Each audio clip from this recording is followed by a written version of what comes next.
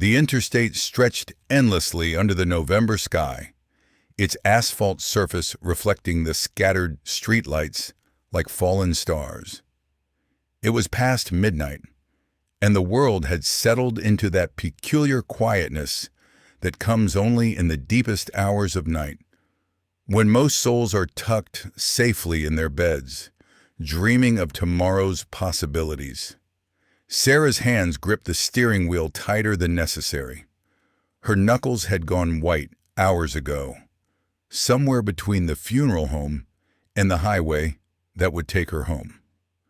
The radio played softly in the background, some late-night talk show, hosts discussing topics that seemed trivial now, meaningless in the face of what she carried in her back seat.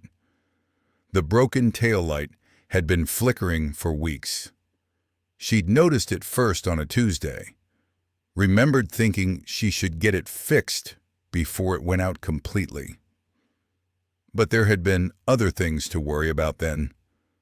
Phone calls from overseas, letters from the military, preparations for a homecoming that would never be the celebration she'd imagined. Now, as she drove through the darkness, that same taillight had finally surrendered completely. She knew it was out, had known it for the last 50 miles. But she couldn't bring herself to care about something so small, so fixable, when the unfixable sat folded carefully behind her. The red and blue lights appeared in her rearview mirror like unwelcome guests at a funeral. They painted the interior of her car in alternating colors, casting dancing shadows across her face. She pulled over slowly, deliberately, onto the shoulder of the highway. The gravel crunched beneath her tires as she came to a stop. Officer Martinez had been patrolling this stretch of highway for 7 years. He'd seen it all in that time: drunk drivers weaving between lanes, teenagers racing their parents' cars, families packed tight in minivans, heading to vacations or moving to new cities. But something about this stop felt different from the moment he saw the lone woman in the sedan, her silhouette small against the driver's seat. He approached the vehicle with the practiced caution of someone who'd learned that every traffic stop was unpredictable. But as he got closer, he noticed something unusual. The woman wasn't frantically searching through her glove compartment or fumbling with her phone. She wasn't crying or angry or making excuses. She was simply sitting there, hands still on the wheel, staring straight ahead with eyes that seemed to be seeing something far beyond the road. "Ma'am," he said, his voice carrying the official tone he'd perfected over the years. "Do you know why I stopped you tonight?" She turned to look at him then, and he saw something in her expression that made him pause. It wasn't fear or annoyance or even resignation. It was something deeper, something that spoke of a weariness that went far beyond the late hour. "My taillight," she said simply. "The left one. I know it's out." Her voice was steady, controlled, but there was something underneath it. Something that made Officer Martinez look at her more carefully. She was maybe 50, with graying hair pulled back in a ponytail that had seen better days. Her clothes were wrinkled, as if she'd been wearing them for far too long. But it was her eyes that told the real story. They held the particular kind of exhaustion that comes not from lack of sleep, but from carrying a weight too heavy for any one person to bear. "I'll need to see your license and insurance, please," he said, though his tone had softened slightly. This was when she broke. Not dramatically, not with tears or protestations. She simply closed her eyes for a moment, took a deep breath, and said, "I have my license, but I don't have insurance right now. I'm sorry. I've been trying to get it sorted out, but things have been complicated." Officer Martinez had heard every excuse in the book. Financial hardship was common, especially in these economic times, but something about the way she said it, the quiet acceptance in her voice, made him believe her. More than that, it made him want to understand. "I understand that things can be tough," he said, reaching for his citation book more out of habit than intention. "But driving without insurance is a serious violation. I'm going to need to write you up for that and the taillight." She nodded, still not looking at him. "I understand. I know the rules." As he began to write, his eyes wandered to the back seat of her car. What he saw there made his pen stop moving across the paper. Folded with military precision was a dress uniform. The dark blue fabric was immaculate, every crease perfect, every detail exact.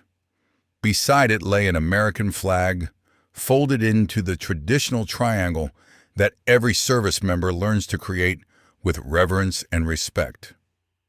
But it was the third item that made Officer Martinez's breath catch in his throat. There, placed carefully beside the uniform, was a folded letter. Even from where he stood, he could see the official seal, the careful handwriting, the words that every military family dreads to receive, and on the uniform itself, barely visible in the dim light, were stains that looked suspiciously like blood. "Ma'am," he said, quietly, his voice having lost all trace of its official tone, Is that your son's uniform?" She turned to look at him fully then, and he saw that her eyes were bright with unshed tears. She nodded once, a simple movement that contained multitudes of grief.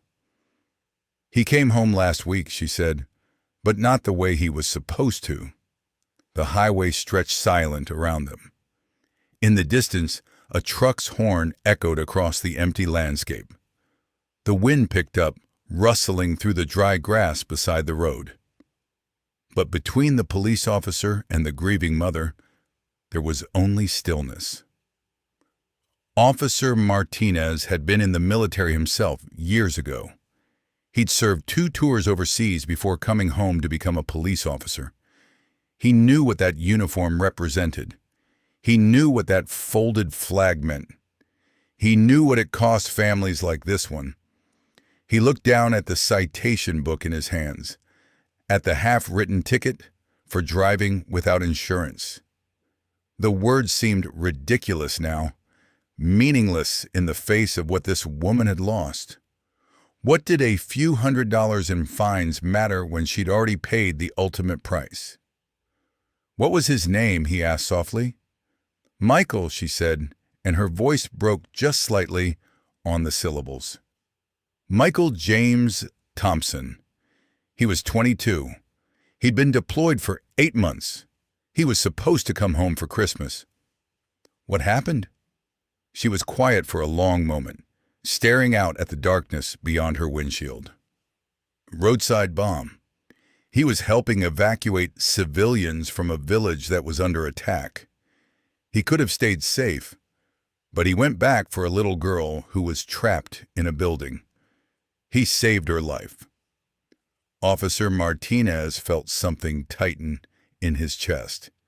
He'd known too many soldiers like Michael, good men and women who'd given everything for people they'd never met, in places most Americans couldn't find on a map. "I was driving home from the funeral home," she continued. "Had to make final arrangements. The burial is tomorrow.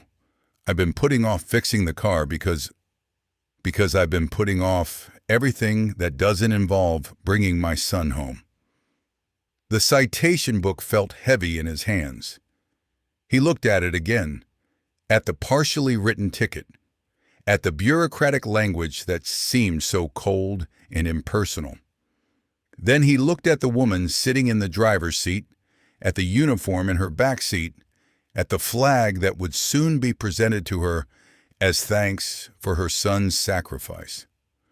Without a word, he tore the ticket from the book. He held it for a moment, then carefully folded it and put it in his pocket. "Ma'am," he said, "I'm going to let you go with a warning tonight. But I need you to promise me you'll get that taillight fixed as soon as possible. And the insurance. I understand things are tough right now, but you need to get that sorted out too." She looked at him with surprise, as if she hadn't expected this kindness from a stranger in uniform. "Thank you," she said simply. "I will. I promise."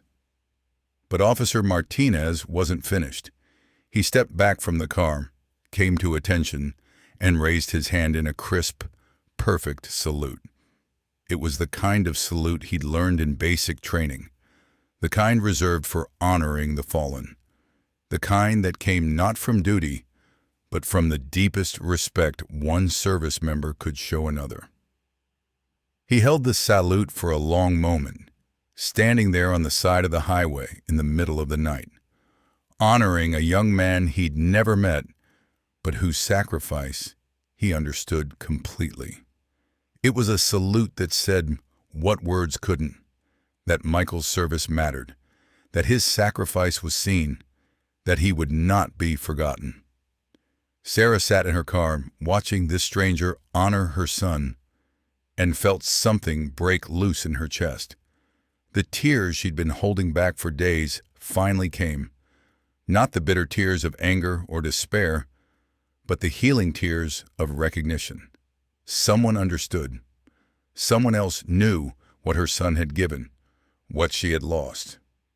When Officer Martinez finally lowered his hand, he leaned down to her window one more time. "Ma'am," he said, "I served overseas myself. I know what it means to wear that uniform. Your son, he was a hero. What he did, going back for that little girl. That's what we're supposed to do. That's what the uniform means." She nodded, unable to speak around the lump in her throat. "I want you to know," he continued, "that there are people out here who understand. People who remember. People who are grateful. Your son's sacrifice, it matters. It will always matter." He handed her a business card. "If you need anything at all, you call me. Help with the car, help with paperwork, someone to talk to, whatever you need. That's what we do for each other." She took the card with shaking hands.